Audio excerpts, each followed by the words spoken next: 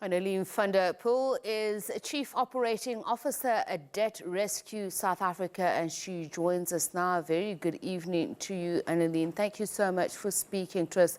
Perhaps just to reiterate the point that was made there. So for ordinary South Africans, when we look at South Africa's national debt vis-a-vis GDP, debt to GDP, and how that affects the money in our own pockets, how do we explain that?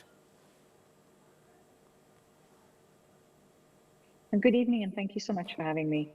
I think it's important to understand that, as the country generates income and obviously has to incur debt, it generates its income largely from taxes. So that would be from us as consumers. It would be from corporate. It would be from VAT. There's various ways in which government generates its income.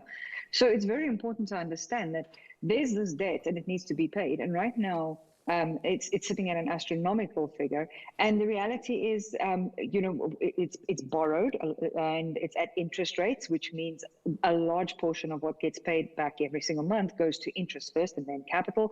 So I think you've explained it very clearly there to put it as if every single South African owed or got a portion of that money, we'd each get 78,000 Rand.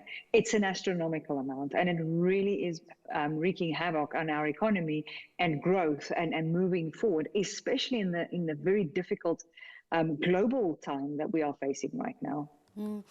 I mean, when we look at government expenditure and that against revenue that is also generated from tax collections. I mean, this is how the ordinary man on the street sees that. How do you gauge the value thereof, and if government really is working for us? I mean, the first thing that we look at is a service delivery. But South Africa pales to many other Western countries, and this is what people compare us to in terms of health spending, or even just amenities that are available to the public, like reliable, accessible, and available public transport, for instance. Well, I mean, we heard in the budget last week, from the finance minister, where he was trying to explain to us what the expectations are in terms of where the money is going to come from and how it needs to be spent. And we have to understand that it's a very, very difficult balancing act right now in terms of we have a large expenditure, as we know that government is taking on a portion of Eskom's debt. It's very critical that needs to be sorted. It's been a very serious issue for quite a few years now. And this year, for example, we've seen the highest amount of load shedding since load shedding was implemented. And we know that government is sitting with this very, very difficult scenario where it has to, for example, sort out the infrastructure. It also has to obviously take care of our South Africans who are severely struggling. I mean, as Mr. Ritt had put it earlier, people are living well below the breadline. So we've got our grants that are going out there, and it's a very difficult balancing act right now that has to be applied to see which funds are able to be generated and how best to apply them for a combination of the growth of our economy, but more than that, taking care of South Africans and providing, as you mentioned, those amenities. And it's definitely not an easy task at the moment.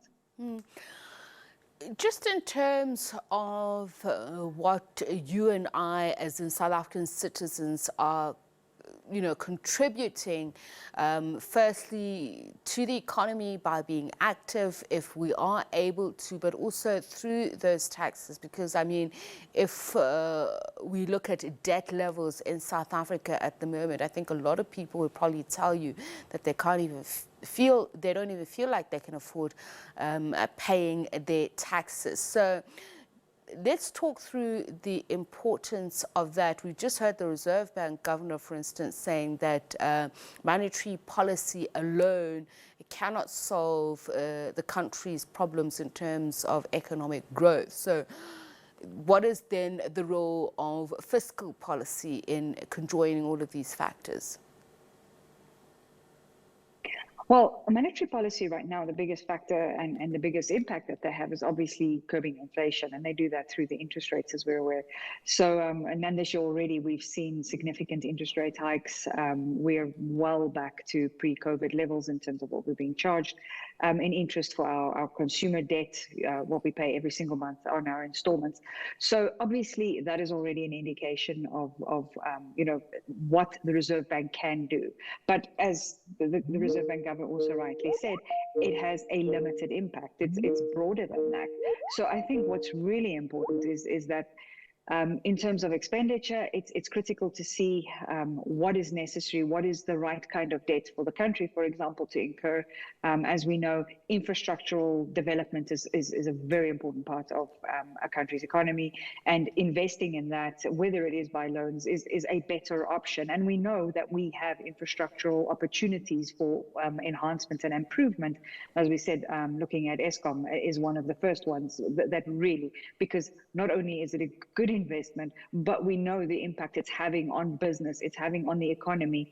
We know small businesses, medium businesses are struggling to keep their doors open when they do not have electricity to, for example, manufacture. So it's really, really critical that in this time that we need to be able to spend, but spend in the right way. The same way that we as consumers also need to be very, very cautious in terms of our consumer personal budgets. Same goes for government.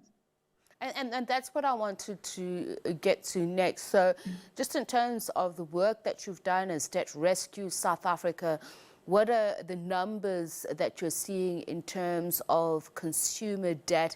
And also, please explain the concept of debt rescue or debt consolidation. I mean, some people will tell you that it's good to do that, but others say it can actually impact on your employability potentials. So I think it's very important that, we keep talking about this, but it's really, really important that we start at the very beginning. And that means literally going back to that budget.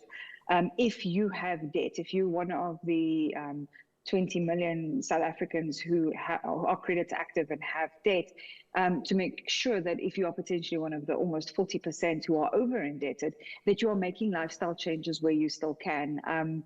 It's true, a lot of consumers have done this ages ago and really just can't anymore. We know living expenses have increased exponentially in the last 2 years. We know the impact of the Ukraine-Russia conflict, what that is doing to the cost of living.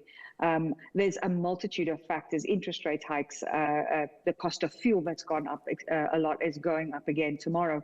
So it's very, very important that we start by going back to the ground, to the absolute basics, looking at our budgets, making changes where we possibly can.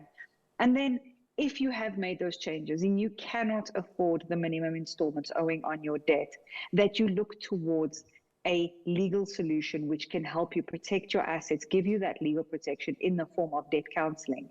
Now, debt counseling has been around since 2007, and it's proven itself over and over that this is the best remedy for a consumer who is over indebted and has made all the changes and can no longer afford to pay, put food on the table as well as pay his debt. And it's just a very successful story. Understanding what debt counseling is not a quick fix. It's a solution which helps you to repay the debt that you have. And what that means is one of the biggest concerns consumers generally tend to have is, I am not allowed to get credit whilst I'm under debt review. But understanding the reason for that is you won't need it because your budget has been set up. We tend to walk into the store and swipe our card to buy groceries, which is, of course, now means we're paying interest on food. Is changing our habits and saying, I have my budget, I know what's allowed for my food, I know how much I have for fuel, transport, etc. And living within that budget, I do not need to incur further debt. And once you complete the process, you are debt free. You have paid up all your debt and you are starting afresh, Annaline, and you can be able. I'm so sorry to cut you off, but unfortunately we have run out of time, but much appreciated for that, your time and your insights. Annaline van der Poel, Chief Operating Officer at Debt Rescue SA. Thank you so much for speaking to us. All right, now let's move on to the next.